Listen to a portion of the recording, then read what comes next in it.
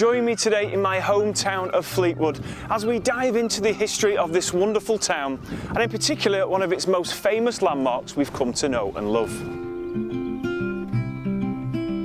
As you can see by this incredible view behind me, we're taking a stroll down Fleetwood's impressive beach, which, if you keep walking, will take you all the way to Blackpool and beyond.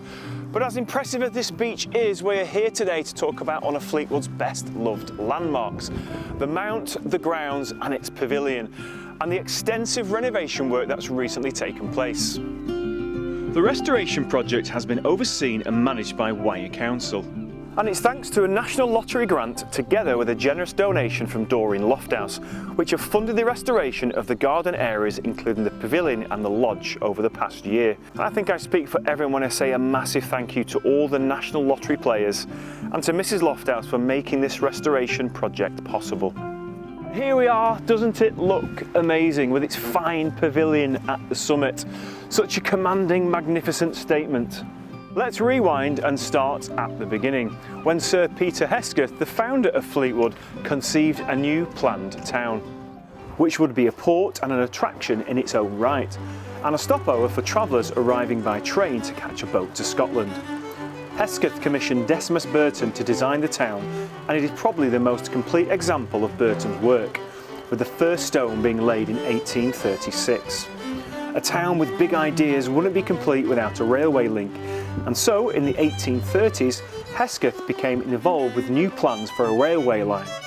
And by 1844 trains brought people from London's Euston Station to the North Euston Hotel, and boats sailed to Belfast, Londonderry and Ardrossan.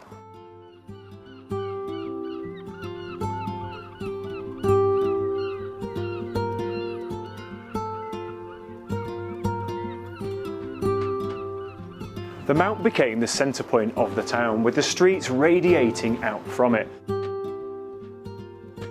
The principal entrance is from the town at the south end through this Grade 2 entrance lodge, also accredited to Decimus Burton.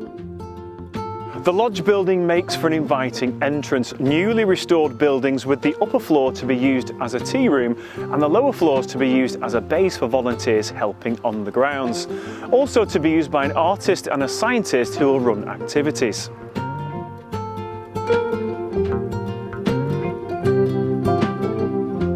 The highest point is marked by a Grade 2 pavilion, which is home to the Pavilion Clock, a World War I registered war memorial. Isaac Spencer, who had business interests in Fleetwood, presented the Pavilion Clock to the town in memory of men who died in World War I.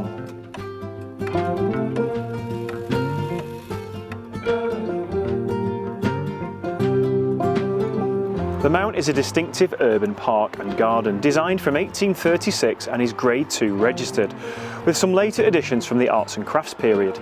The essence of the Mount's design was and is the views, which have been enjoyed by visitors since its birth to the present day. Both the Mount and the Pavilion are the perfect viewing platforms, with stunning panoramic views over the Lake District hills and Morecambe Bay with its ever-changing tides.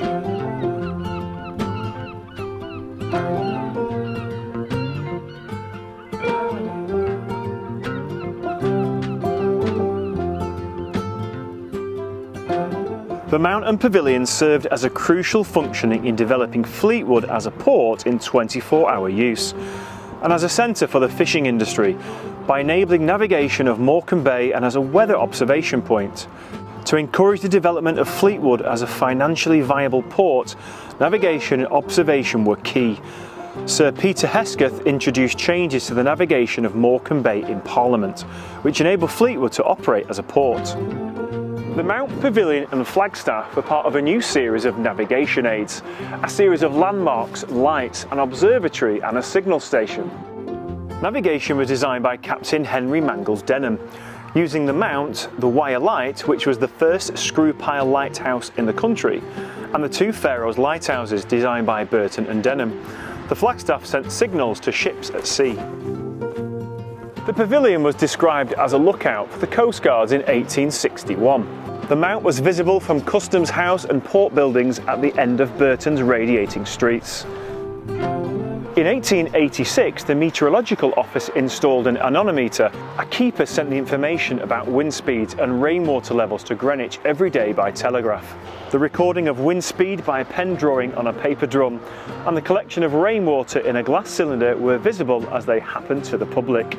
The meteorological station was withdrawn in the 1950s. Due to storm damage in 1863 and 1869, a new pavilion was built in 1902, larger and with a balcony.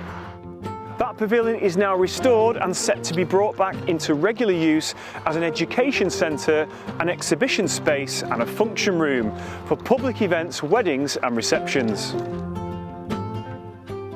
Well, that brings a close to today's video feature. I really hope you've enjoyed our tour of this fabulous Fleetwood landmark.